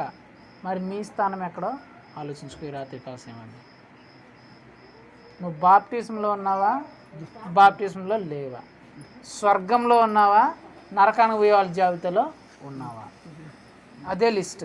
ఈ రాత్రికాల సమయంలో దేవుడు మనల్ని అడుగుతున్న లిస్ట్ ఏంటంటే, లేచిన మృతులలో లేదా సజీవులుగా కొనుక్కోబడిన మృతుల్లో, సజీవుల్లో నువ్వు ఏ గుంపులో ఉన్నావు? నీతిమంతుల గుంపులో ఉన్నావా? అంటే స్వర్గానికి వెళ్ళేవారి గుంపులో ఉన్నావా? నరకానికి వెళ్ళేవారి గుంపులో ఉన్నావా? రెండో క్వశ్చన్, నువ్వు ఏ విషయంలో తీర్పు తీర్చబడబోతున్నావు? పరలోక రాజ్య విషయంలో తీర్పు తీర్చబడుతున్నావా? నరకపు విషయంలో తీర్పు తీర్చబడుతున్నావా? ఈ రాత్రికాల సమయంలో ఈ రెండు విషయాల్ని ఆలోచించుకో. ఈ రెండు విషయాలను ఆలోచించుకుంటే నువ్వు బాప్టిజం తీసుకోవాలో తీసుకోకూడదో నీకే అర్థమవుతుంది. బాప్టిజం తీసుకున్న నీవు నీ కుటుంబ సభ్యులను బాప్టిజంలోకి నడిపించాలా నడిపించకూడదు అనేది నీకే తెలుస్తుంది. దాన్ని బట్టి నీ జీవితంలో రాబోయే రోజుల్లో జరుగుతుంది. మీరు ఎలా తీర్మానించుకుంటున్నారు అనేది మీ ఇష్టం. మీరు బాప్టిజం తీసుకున్న వాళ్ళు బాప్టిజం తీసుకుంటారా తీసుకోరా అనేది మీ చేతుల్లో పెడుతున్నా. బాప్టిజం తీసుకున్న వాళ్ళు మీ కుటుంబ సభ్యుల్ని మీ పిల్లల్ని బాప్టిజంలోకి నడిపిస్తున్నారా లేదా అనేది మీ చేతులను పెడుతున్నా. మీ డెసిషన్ ప్రకారమే మీరు చేసేదాన్ని బట్టే యేసుక్రీస్తు రెండో రాకడందు మీరు నీతిమంతులు అనగా స్వర్గానికి వెళ్ళే వారి జాబితాలో ఉండాలా నరకానికి వెళ్ళే వారి జాబితాలో ఉండాలా అనేది డిసైడ్ అవుతుంది. మీరు ఈ రాత్రికాల సమయంలో తీర్చుకునే ఆ నిర్ణయాన్ని బట్టే మీరు మీ కుటుంబ సభ్యులు పరలోక రాజ్యంలో స్థానం సంపాదించుకోవాలా నరకంలో స్థానం సంపాదించుకోవాలా అనేది ఆధారపడి ఉంటుంది. కాబట్టి కళ్ళు మూసుకోండి, ప్రార్థన చేసుకుందాం. మహోన్నతుడ సర్వోన్నతుడ సర్వశక్తికర దేవ యేసయ్య, నీ బలమైన ఘనమైన శ్రేష్టమైన పరిశుద్ధమైన నామం బట్టి మీకు స్తోత్రం చెల్లిస్తున్నాం ప్రభా. ఈ రాత్రికాల సమయంలో ప్రభా మీరు ప్రభా నా ద్వారా మా అందరితో మాట్లాడిన ఈ మాటలను బట్టి మీకు స్తోత్రం చెల్లిస్తున్నాం తండ్రి. మీ యొక్క రెండవ రాకడ యందు జరిగే రెండు ప్రాముఖ్యమైన విషయాల గురించి మీరు మాతో మాట్లాడి ఉన్నారయ్యా. అవును తండ్రి, మీరు మీ దేవదూతలతో కలిసిన ఆయన కోటాను కోట దేవదూతలతో కలిసిన ఆయన రెండవ రాకడ యందు రాబోతున్నారు తండ్రి. మీరు రెండవ రాకడ యందు వచ్చినప్పుడు ప్రభా రెండు ప్రాముఖ్యమైన విషయాలు జరుగుతాయని మీరు తెలియజేస్తున్నారు ప్రభా. అందులో మొదటిది ప్రభా, అప్పటి వరకు ఎవరైతే చనిపోయి ఉంటారో వారందరూ మొదటగా లేయబడతారు. ఎవరైతే బ్రతికి ఉంటారో వారి తరువాతనైనా అందరూ కలిసి ఒకేసారి మేఘంలోనికి కొనుగోబడతారని చెప్తున్నారు తండ్రి. ఆ చనిపోయిన వారిలో ఆ లేపబడిన వారిలో ప్రభా కొందరేమో స్వర్గానికి వెళ్ళడానికి కొందరేమో నిత్య నరకానికి పోవడానికి లేపబడుతున్నారని మీరు తెలియజేస్తున్నారు తండ్రి. ప్రభా ఎవరైతే బాప్టిజం పొందుకొని ప్రభా ఎవరైతే ఆ పరిశుద్ధ మార్గంలో మీరు చెప్పిన మార్గంలో జీవిస్తూ ఉంటారో వారైతే పరలోకానికి స్వర్గానికి వెళ్ళే ఆ గుంపులో ఉంటారని, ఎవరైతే బాప్టిజం తీసుకోలేదో వారు ఆ నరకంలోనికి పోయే గుంపులో ఉంటారని మీరు తెలియజేస్తున్నారు ప్రభా. రెండవ ప్రాముఖ్యమైన విషయం ప్రభా, లేపబడిన వారందరినీ ప్రభా కుడివైపున కొందరిని ఎడమ వైపున కొందరిని మీరు నిలబెడతారని, కుడివైపున ఎడమ వైపు ఉన్న వారికి మీరు తీర్పు తీర్చి ప్రతిఫలం ఇవ్వబోతున్నారని మాకు తెలియజేస్తున్నారు తండ్రి. కుడివైపు ఉన్నవారికి ఏమోనైనా పరలోక రాజ్యాన్ని స్వతంత్రించుకోవడానికి వారిని మీరు స్వీకరిస్తారని మాకు తెలియజేస్తున్నారు ప్రభా. ఎడమ వైపు ఉన్నారేమో వారినేమో ప్రభా నిత్యమైన నరకంలోనికి నరకాగ్నిలోనికి తోసివేయడానికి ప్రభా వారికి తీర్పు తీర్చబోతున్నారని ప్రభా మీరు తెలియజేసిన మాటలను బట్టి మీరు స్తోత్రం చెల్లిస్తున్నాం తండ్రి. నాయన మమ్మల్ని మా జీవితాలను మా కుటుంబ సభ్యులను జ్ఞాపకం చేసుకోండి ప్రభా. మేము ఏ లిస్టులో ఉన్నామో మమ్మల్ని మేము పరీక్షించుకోవడానికి సహాయం చేయండి నాయన. బాప్టిజం తీసుకొని ప్రభా స్వర్గంలోనికి ప్రవేశించే ఆ లిస్టులో ఉన్నామా, లేకపోతే నాయన బాప్టిజం తీసుకోకుండా ప్రభా నరకంలోనికి వెళ్ళిపోయే వాళ్ళ లిస్టులో ఉన్నామా? ఒకసారి మమ్మల్ని మేము పరీక్షించుకోవడానికి సహాయం చేయండి ప్రభా. అలాగే నైనా తీర్పు తీర్చబడేటప్పుడు నాయన ఆ కుడివైపున ఉండి ఆ స్వర్గంలోనికి ప్రవేశించే ఆ స్వర్గంలో స్థానం సంపాదించుకునే ఆ లిస్టులో ఉన్నామా, లేకపోతే నైనా ఈ ఎడం వైపున నిలబడినైనా ఆ నరకంలో స్థానం సంపాదించుకునే ఆ లిస్టులో మేము ఉన్నామా? ఒకసారి మమ్మల్ని మేమే పరీక్షించుకోవడానికి సహాయం తెచ్చండి ప్రభా. ఇక్కడ కూర్చున్న ప్రతి ఒక్కరు ప్రభా, ఈ మాటలు వింటున్న ప్రతి ఒక్కరు ప్రభా వారిని తమను తాము పరీక్షించుకోవడానికి సహాయం తెచ్చుకోండి ప్రభా. ఇంకా బాప్టిజం పొందుకోకుండా ఎవరైతే ఉన్నారో వారు ఈ రోజైనా ఈ రాత్రికాల సమయందైనా నేను బాప్టిజం తీసుకోవాలా, ఎలాగైనా సరే ఆ పరలోక రాజ్యంలోకి నేను ప్రవేశించాలా, ఎట్టి పరిస్థితుల్లో ఆ నరకంలోనికి నేను వెళ్లకుండా నేను ఆ స్వర్గంలోనికి ప్రవేశించాలనే తీర్మానం తీసుకున్నట్టుకు బాప్టిజానికి సిద్ధపడుకు మీరు కృప చూపించండి అయ్యా. ఎవరైతే బాప్టిజం తీసుకుని ఉన్నారో వారు ప్రభా, మా కుటుంబ సభ్యులు ఇంకా ఎంతోమంది బాప్టిజం తీసుకోకుండా నరకంలోనికి వెళ్ళిపోయే జీవితాలు జీవిస్తున్నారు కాబట్టి వారిని కూడా నేను ఆ బాప్టిజంలోకి నడిపించాలనే ఆ ఉద్దేశం, ఆ మనస్సును ప్రభా వారిలో పుట్టించమని బ్రతిమలాడుకుంటున్నానయ్యా. నీ కృప చూపించండి అయ్యా, నీ జాలి చూపించండి అయ్యా. ఇక్కడ కూర్చున్న ప్రతి ఒక్కరూనైనా స్వర్గంలోనికే ప్రవేశించాలి ప్రభా, ఎవరూ నరకంలోకి పోకూడదయ్యా. మీ కృపగల నామంలో ప్రభా ఇక్కడున్న ప్రతి ఒక్కరిని మీరు సిద్ధపరచండి ప్రభా. వారు ప్రభా బాప్టిజం తీసుకోవడానికి సిద్ధపరచండి. ఎవరైతే బాప్టిజం తీసుకున్నారో వారి కుటుంబ సభ్యులను కూడా బాప్టిజంలోకి నడిపించడానికి మీరు సిద్ధపరచమని బ్రతిమలాడుకోవచ్చు. ఇక్కడున్న ప్రతి ఒక్క బిడ్డనైనా ఈ విషయంలో జాగ్రత్త కలిగి జీవించడానికి సహాయం దయచేయండి ప్రభా. ఎందుకంటే ప్రభా ఈ జాబులు మేము చేస్తున్న జాబులు, పనులు ప్రభా, ఈ ఉద్యోగాలు, ఈ పెళ్ళిళ్ళు ప్రభా, ఇవన్నీ నైనా పర్మనెంట్ కాదు నైనా, ఎప్పుడో ఒక రోజు ఖచ్చితంగా వెళ్ళిపోతాయి తండ్రి. అయితే ప్రభా మా చావు ఖచ్చితంగా ఒక రోజు వస్తుంది ప్రభా. మీ రెండో రాకడ ఖచ్చితంగా వస్తుంది ప్రభా. పరలోకం కన్ఫామ్గా ఉందయ్యా, స్వర్గం కన్ఫామ్గా ఉందయ్యా, నరకం కన్ఫామ్గా ఉంది ప్రభా. ఆ చావు రాకముందే, మీ రెండో రాకడ రాకముందే మేమందరం ప్రభా బాప్టిజం పొందుకొని ప్రభా ఆ పరిశుద్ధ జీవితం అనే ఆ రైల్లో ప్రయాణిస్తూ ఆ పరలోక రాజ్యంలో ప్రవేశించడానికి నాయన మా కృప చూపించమని బ్రతిమలాడుకోవచ్చు. కృప చూపిస్తారు నమ్ముతూ ఇస్తూ మా అందరితో మాట్లాడిన దేవా మీకు స్తోత్రం చెల్లిస్తూ మా తండ్రి, మా దేవుడు, మా ప్రభువునైనా యేసుక్రీస్తు యొక్క పరిశుద్ధమైన నామములో అడిగి వేడుకుంటున్నాం మా పేపర్లకు తండ్రి. ఆమేన్. నా ప్రాణమా యెహోవాను సన్నిధించుము, నా అంతరంగ సమస్తమా ఆయన పరిశుద్ధ నామమును సన్నిధించుము. నా ప్రాణమా యెహోవాను సన్నిధించుము, ఆయన చేస్తున్న పనుల్లో దేనిని మరొకము. ఆమేన్. మన తండ్రి అయిన దేవుని ప్రేమయు ప్రభువైన యేసుక్రీస్తు యొక్క కృపయు పరిశుద్ధాత్మ దేవుని అన్యోన్య సహవాసము ఇప్పుడును ఎల్లప్పుడూ, మరి ముఖ్యంగా మృతులను సజీవులను లేపి తీర్పు తీర్చుటకై యేసుక్రీస్తు రెండవ రాకడ రాబోతుండగా బాప్టిజం పొందుకున్న వారు ఇతరులను కూడా బాప్టిజంలోనికి నడిపించడానికి సిద్ధపడి నేను బాప్టిజం తీసుకుంటానని తీర్మానించుకున్న ప్రతి ఒక్క బిడ్డతో, బాప్టిజం తీసుకున్న ప్రతి ఒక్కరు మా కుటుంబ సభ్యులను కూడా మేము రక్షణలోకి నడిపిస్తామని తీర్మానించుకున్న ప్రతి ఒక్క బిడ్డతో సదాకాలం తోడేండి నడిపించి, దీవించి, ఆశీర్వించి, బలపరిచి, స్థిరపరచునుగాక. ఆమేన్. హల్లెలూయా, హల్లెలూయా, హల్లెలూయా. Praise the lord.